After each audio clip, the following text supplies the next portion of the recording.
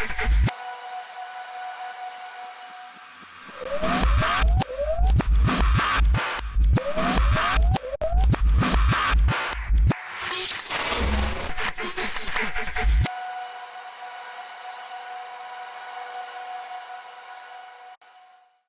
right, welcome back, everyone.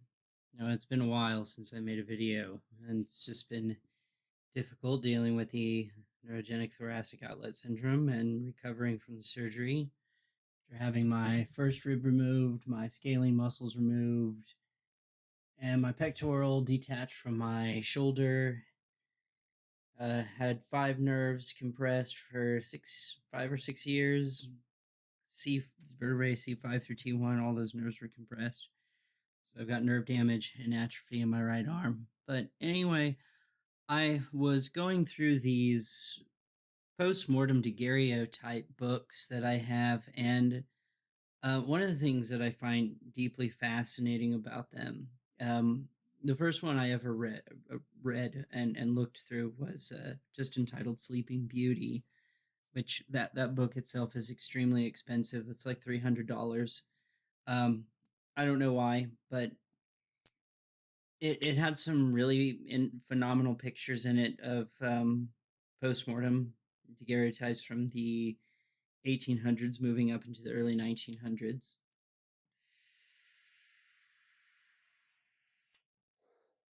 But they talked in that book about how today's society is very far removed from death, whereas back then in like the 18 like even before the 1800s all the way up into the early 1900s, death was something that you couldn't ignore. It wasn't something that you could do the whole hear no evil, speak no evil, see no evil thing. You didn't just have a mortician deal with the dead. A lot of the times you had to deal with the dead yourself and the family, and put them on display in the parlor room, which we now call the living room. And they had all kinds of nifty tips and tricks of trying to preserve these bodies, bay windows to keep out the stink, just all kinds of things that they would try to do. and even in a lot of instances, you didn't you weren't always. I mean, they would have cemeteries of family, a family cemetery, um, to their farmhouse. So you didn't even necessarily get buried in a major cemetery, but probably more likely on the land that you lived in, especially back in those times. Things like tuberculosis and whooping cough or cholera could wipe out an entire family within a few weeks. Infant mortality rates were extraordinarily high.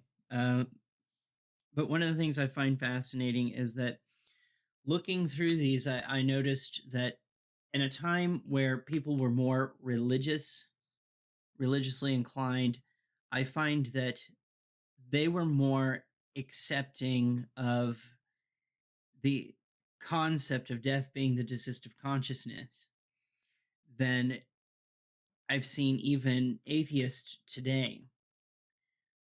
I've often asked people if they're afraid of death, and this is I find very interesting as theists, for one, generally speaking, and from my own personal experience, have been more open about saying that death scares them. And atheists have tended to be less open to the idea that death is a frightening concept, the desist of consciousness. And like I said, I find it really interesting that you might talk to a theist today, and they say, "Well, I'm not afraid of death," or even atheists saying, "I'm not afraid of death." But humankind, through imagination and many other aspects as well, human beings have tried desperately to cheat death or tried to figure out ways where they could. Going all the way down to science fiction, things like Mary Shelley's Frankenstein. the idea behind that of being able to cheat death. Elixirs, tonics, all the way up into modern age with like Botox injections. And, people saying, I'm not afraid of death, and it's like, well, okay, why are you getting Botox injections? And it's like, oh, well, because my cellular degradation rate has increased exponentially. And I think it's really, unsightly and I don't like it. So I'm going to try to fix it. It's like, but you're not afraid of death. No, no, no. It's like, okay, so why are you doing this? And they say, well, because I just don't like the way that it looks. It's like, it has nothing to do with the fact that cellular degradation rate is increasing exponentially and you are associating that with death and you don't like that idea. No, I just don't like the wrinkles and such. Well, okay. And again, you have people that you ask them, "Are you afraid of death?" No. Okay. So what's the religion for? Oh, just in case after death there's a life afterwards, just in case. But you're not afraid of this desistive consciousness? Well, I don't think it is a desistive consciousness. I think there's an afterlife. And then you ask, well, you don't think that maybe you think that there's an afterlife because that sounds really pretty on paper because the concept of the desistive consciousness is rather uncomfortable. No, no, no, I don't have any problem with that. It's just, uh, just in case there is, an afterlife. And I mean, that makes no sense to me. Um, I have to take them for the word that they say, no, they're not bothered by death. They're not bothered by the desistive consciousness. Even though people have throughout history even gone to lengths and things to try to sell their soul to a non-existent devil, that's not a thing. That doesn't work. No, it doesn't happen. They still die. So looking through this, so I ran into and I took some screen caps. So here's one that I find interesting, and it is telltale. So this is coming from the what is this? So circa 1900 maybe. So late 1800s, early 1900s. A tombstone. It's 18th century gravestone inscription. And keep in mind this was at a time where people were more religious, but it reads, uh, what you now are I'm sorry, what are you now? Yeah, what are you now that I once was? What I am now, you soon will be. Well, that's very, very indicative of understanding the principles of death. What are you now that I once was? Alive. Uh, what I am now, you soon will be. Dead. And it's actually very interesting that they put this on their gravestone. I've even personally I've gone through a cemetery and read on a gravestone where it said, I am not asleep, or I'm not dead, I am just in a dreamless sleep, or something to that effect. And again, it's very indicative that even though these people were more religious, this was a time before the Enlightenment philosophy, or a big peak in atheism and skepticism, or existentialist philosophy and nihilist philosophy. These religious people were very, very well aware of the idea of the desist of consciousness during death, and I find that interesting. I wonder why that is, to an extent. And then I should have a picture of this one. I just chose this because I really like how these pictures are done. So in this picture, you see these two males. I'm assuming they're probably brothers, possibly even twins. It's in well, that's just the name of it. They're calling it Inseparable in Life and Death, circa 1902 cabinet card. St. Charles of Michigan, identical twin boys dressed in matching wool suits are laid side by side beneath an open window. Oh, no, no, no. I'm sorry. That was a different one. In the Parlor is what that one's called. It's circa 1915 and it's gelatin silver print. And the caption reads, "Two young men on display in a parlor both appear to have suffered traumatic injuries to their lower faces, which are cosmetically repaired by a mortician." And right there in that picture, we can see very, very quickly, and you might think this is really morbid, but back then this was a thing. This was part of the grieving processes, and it wasn't easy to get a hold of a picture either. Um, like cameras were not available like they are today. Like we have them on our phones now, but like we even got to the point of disposable back then. That this was an event. It was an expensive process, and in some cases, a post-mortem photo might have been the only photo of that person they would have ever had in their entire life. So another thing I find interesting, the thing that I like about this photo is it's very telling of just how easy it was to die back then. Um, these two young men, as they're called, very appropriately called young men. I mean, they look to be no more than anywhere between 20 to 25 years old, and it would seem that they had just an injury that we probably would have been able to save their lives today if whatever happened to them today with modern medical science. And something that we would see as simple um, was deadly for them. So now I'm showing this picture as this it's called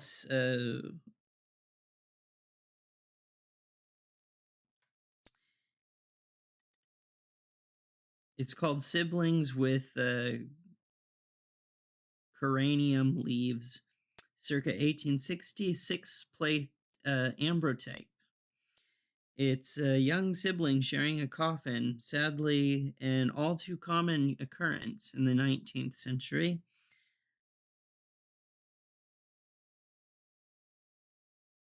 Coranium leaves, most likely rose scented, have been placed on their bodies and in their hands. And the reason why I find this picture interesting is they really tried to stop some of the process of putrefaction or decay, but they just couldn't help it. They couldn't help it at all. They had to keep these bodies on display until they could get their photo taken before they were buried. And you can clearly see some decay on the side of one of the little girl's faces, and she's got that one eyelid that's open. And if you look really closely, the other girl has this going on with one of her eyes too, sort of the eye going off in a strange direction and having a hard time keeping the eyelid closed.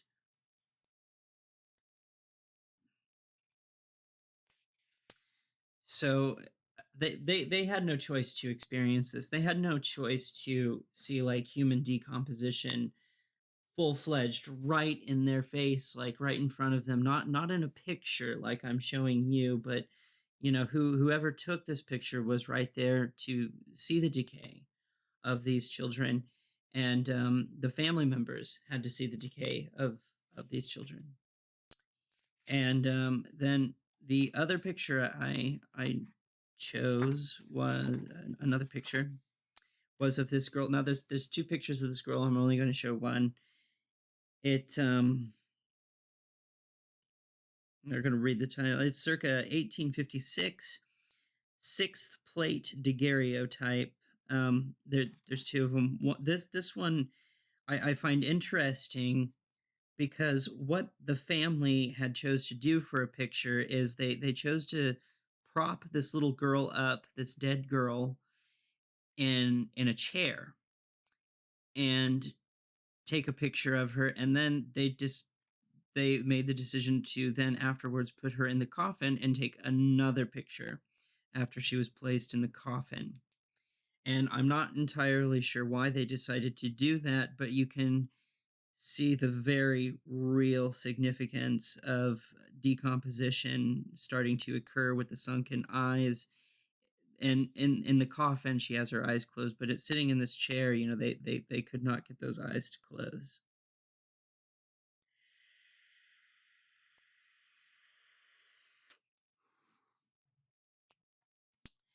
And then another one from this book. This is my favorite, and it's this picture of the title is "Boy Dead Several Days," circa 1862, quarter plate tintype. And tintypes are really interesting. I actually have a tintype that is not a post-mortem daguerreotype. Um, they were actually taken when they were alive. In this photo, you can see a massive amount of decomposition and probably a huge amount of putrefaction or putrefaction during the taking of this photo. And again, they probably had to leave the boy out for several days and wait for the photographer to get there to actually take the photo. So this family had this boy on display in their parlor room for who knows how long, until the photographer showed up to finally take the picture. And this is what the caption reads. It says, "Boy with sunken eyes and darkened hands." That's something that, in these daguerreotypes, you can tell if the person is dead by looking at their hands, because their hands get swollen from the blood congealing. So the darkening of the hands and likely dead several days, a profile view may have been chosen here to help conceal the more obvious signs of decomposition on its face. And in the picture, the side of the face that they have chosen to take a picture of already has some decomposition going on it. So really, who knows what the other side looks like? It's probably a horror story. So, and then another picture I chose from this particular book was for it's a pretty young man, maybe late mid 20s, maybe early 30s. And the reason I chose this picture is because if you look at his hands, that's where you can see, you know this guy is dead. You look at those hands, they're swollen. That's blood congealing in the hands. They're swelling up. It's they do tend to darken after a while.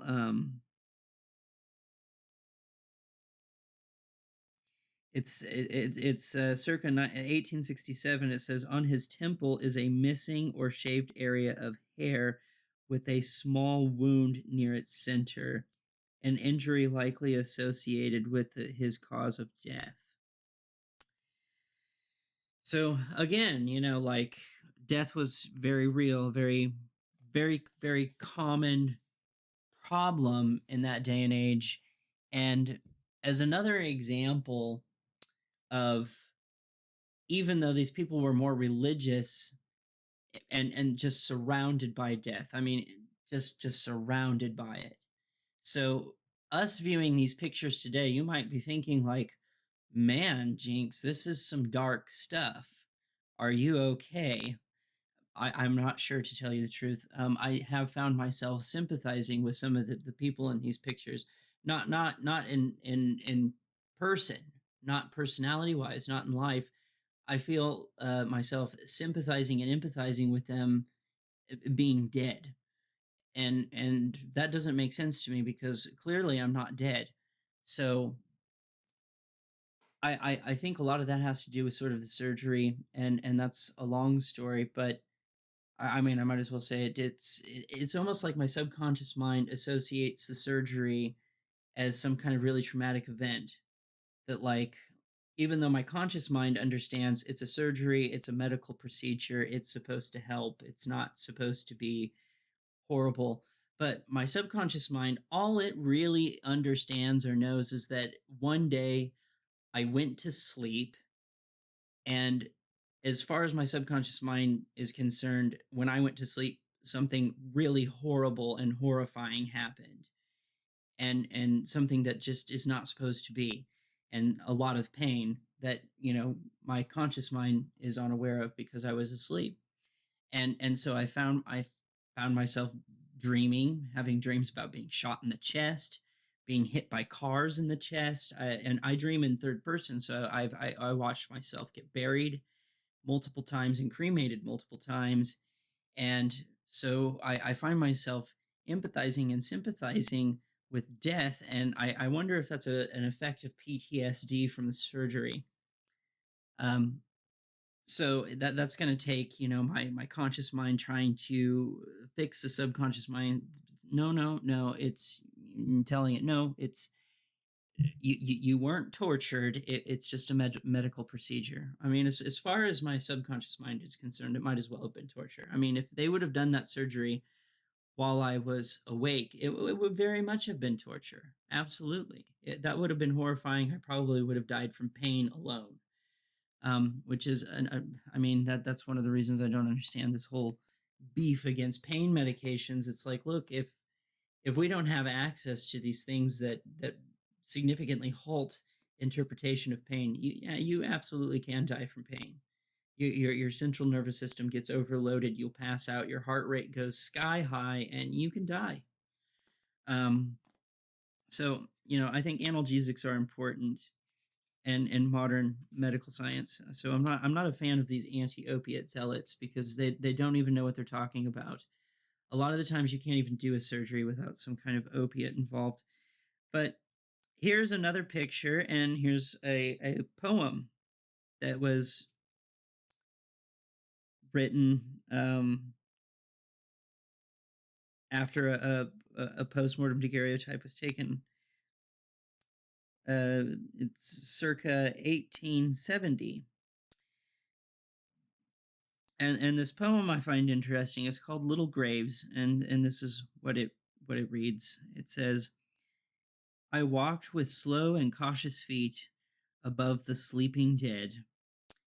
3 graves ranged side by side my close attention drew.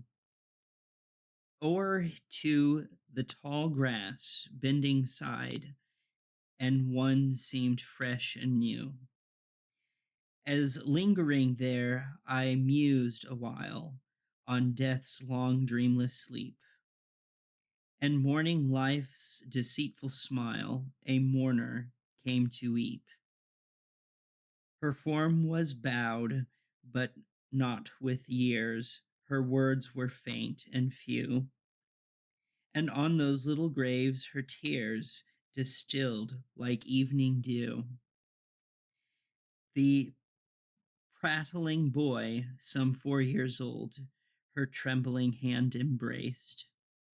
And from my heart the tale he told will never be effaced. Mama, now you must love me more, for little sister's dead. And 2 other sister died before, and brother too, you said. Mama, what made sweet sister die? She loved me when we played. You told me if I would not cry, you'd show me where she laid. And the reason I thought, for one, that poem was very exceptional. It had a beautiful pentameter. Um, Again, it's that inkling that even though these things took place in a time between 1800s and mid 1800s to early 1900s, you could arguably say these people were more religious, but they seemed to be more aware of the idea of desistive consciousness after death, and they didn't placate on this idea of an afterlife. It's almost like they understood the idea of afterlife was nothing more than a coping mechanism.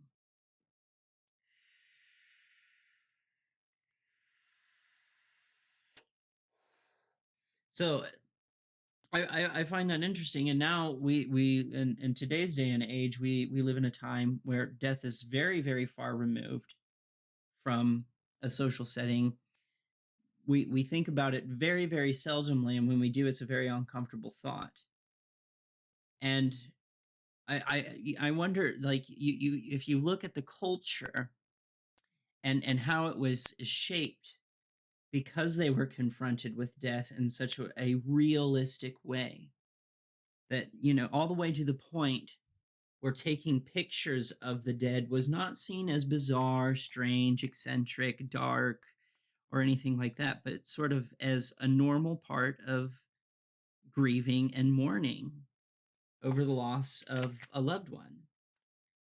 Whereas today, we would view this as, like, sick, as mentally disturbing. And sometimes I wonder, if you, like, I mean, this certainly happens to me. If you were to peer through these pictures, these real pictures of real dead people, these post-mortem daguerreotypes, if eventually, this sort of sudden realization of, like ultimate self-actualization of one's own reality, that all you're going to have to face death one day, and there's nothing you can do about it. Nothing you can do. Like, I mean, just look at the picture of the boy deteriorating and realize this is going to be you one day, and there's nothing you can do about it. I mean, does that send a person into sort of an anxiety or a state of panic? It's like, it's a really disturbing thought. And if you think about it, the people back then in this culture, they had no way to escape from that. They had to have it in their face all the time. It was very, very real. And yet, even though they were more religious, they were more aware, it seems, of the idea of desistive consciousness rather than eternal life after death. And now that death has been far removed from society, it's almost like you see this cultural shift. The religion is more about truth rather than a coping mechanism. And the idea of the desistive consciousness is not, you know, in today's culture with theists is more of a sort of theory.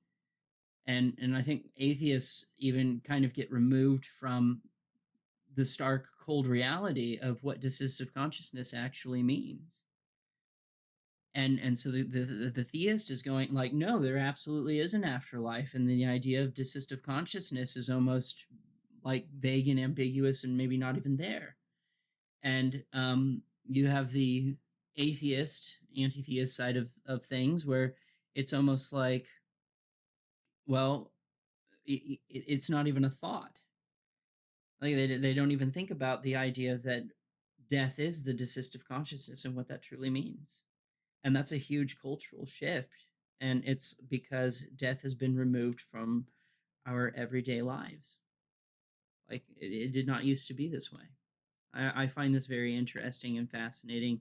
And if you want to look further more into the steps and processes of grievance and mourning from the, like, even in the Victorian era, from the 1700s all the way into the early 1900s, is where it's stopped, where we turned parlor rooms into living rooms.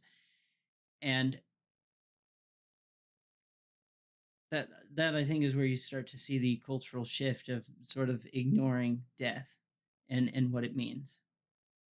But there was an entire process to mourning and grieving over the dead. There were stores dedicated to it. They actually had certain attire you would wear um, per week, per month after the death of a loved one.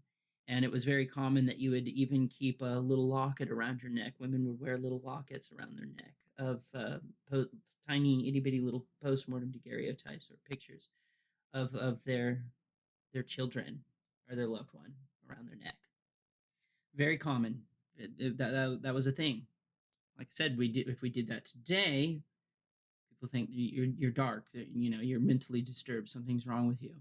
And it's like, well, I don't know. I mean, used to be the norm. So I find that interesting.